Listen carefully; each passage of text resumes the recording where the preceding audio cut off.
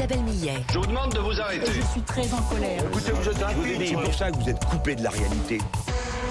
Et ce soir, c'est Éric Emmanuel Schmitt qui nous fait le plaisir d'être avec nous. Bonsoir Éric Emmanuel. Bonsoir Isabelle. Alors vous voulez partager avec nous un coup de cœur pour la loi de Brandolini. De quoi s'agit-il ? Oui, l'expression la loi de Brandolini, elle ne désigne pas une loi votée par des parlementaires, mais un principe formulé par un informaticien italien, Alberto Brandolini, en 1973. Quel est ce principe ?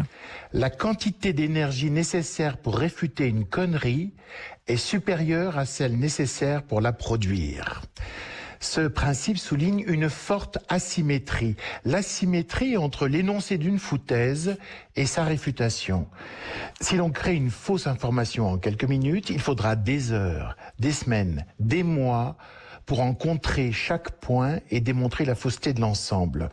Comme disait ma grand-mère, il est plus facile de renverser un seau que de le remplir.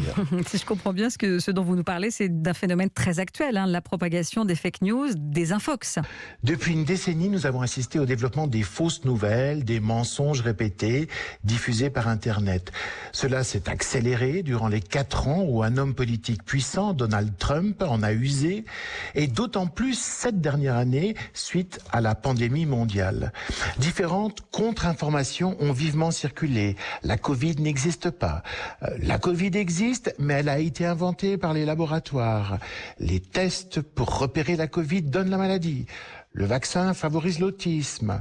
L'ARN messager va nous modifier génétiquement. Le vaccin injecte une puce qui nous relie à la 5G, etc. Depuis 1 an, la connerie a fait preuve d'une créativité géniale. Or, la loi de Brandolini nous le rappelle, répondre aux erreurs demande plus de travail que les énoncer. Il faut plus d'énergie pour dégonfler un baratin que pour le gonfler. Alors faut-il le faire quand même ? Je rencontre parfois des scientifiques qui baissent les bras. Selon eux, mieux vaut produire du savoir que démanteler du faux savoir. L'un d'eux m'a même dit, doit-on répondre aux cons ? Alors ma réponse est oui. D'abord parce qu'il n'y a pas qu'un con qui pense des conneries, un homme intelligent aussi. J'estime même qu'un con, ça n'existe pas. Certes, il y a des spécialistes, des récidivistes, des gens extrêmement doués pour enfiler les idioties. Mais il n'empêche, on ne peut pas essentialiser un individu en disant « c'est un con ». Parce que même ce con n'est pas à l'abri de l'intelligence. De même que l'intelligent non plus n'est pas à l'abri de la connerie. Alors mon conseil donc, ne pas partir à la chasse aux cons, mais plutôt partir à la chasse aux conneries. Sauf que selon Brandolini, la lutte est inégale. Exactement Isabelle, il y a une asymétrie de la foutaise et de la vérité. Une importante asymétrie sur 3 plans. Asymétrie de l'impact. On diffuse plus vite une nouvelle choc spectaculaire, un scoop, que toutes les réfutations rationnelles qui suivront. Asymétrie de la mémorisation. La nouvelle choc s'ancre dans notre mémoire. Même après les démentis, elle subsiste sous forme de traces. Par exemple, il y a toujours des platistes, des gens qui croient que la Terre est plate. Enfin, asymétrie de la consécration. Oui, celui qui propage une nouvelle choc est auréolé positivement. Il jouit d'une réputation de découvreur, de rebelle, de lutteur contre la masse stupide et les instances officielles. Tandis que celui qui ramène à la raison paraît un laborieux pisse-froid. Que suis-je en train de dire ? Nous possédons tous 2 régimes de pensée. La pensée émotionnelle, la pensée rationnelle.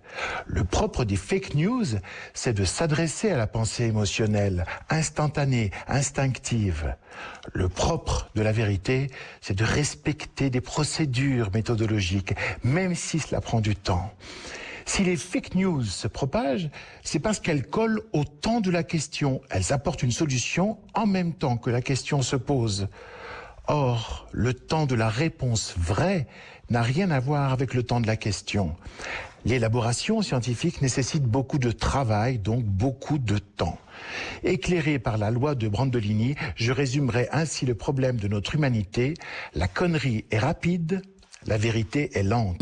Eh bien, vous nous avez encore régalé ce soir. Merci beaucoup pour cette carte blanche. Éric Emmanuel Schmitt, à bientôt.